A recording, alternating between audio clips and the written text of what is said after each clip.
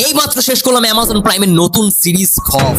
ভাই মাথা নষ্ট। হরর সিরিজ বলতে আমরা যেটা বুঝি, খফ সেই জনরাটাকে একেবারে অন্য লেভেলে নিয়ে গেছে। এই সিরিজটা নিয়ে চর্চাও খুব কম হয়েছে এবং প্রমোশনও খুব কম হয়েছে, এবং প্রমোশন ছাড়াই সিরিজটা যেরকম ভাবে সোশ্যাল মিডিয়াতে ছড়িয়ে গেছে, এখন সারা সোশ্যাল মিডিয়া জুড়ে এটা টক অফ দ্য টাউন। যারা সত্যিকারে হরর জনরাটাকে ভালোবাসে এবং হাঁটু কাঁপানো ভয় পেতে চায়, তাহলে আমি অবশ্যই রিকমেন্ড করবো, it's a must watch.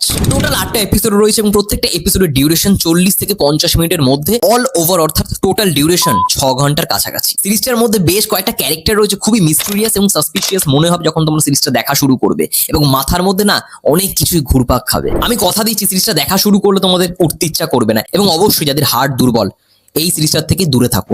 আইএমডিবিতে সিরিজটার rating দাঁড়িয়েছে 8.2 আউট অফ 10। বুঝতেই পারছো কেমন জনপ্রিয়তা পেয়েছে। সবশেষে এটাই বলবো, যারা হরর সিরিজ খুঁজছো, আমার রিকমেন্ডেশন থাকবে অবশ্যই অ্যামাজন প্রাইমের খফ। যারা দেখে ফেলেছো তারা অবশ্যই জানিও তোমাদের এই সিরিজটা কেমন লেগেছে, এবং যারা এখনো দেখোনি দেখে ফেলো এবং অবশ্যই কমেন্ট করে জানিও তারপরে।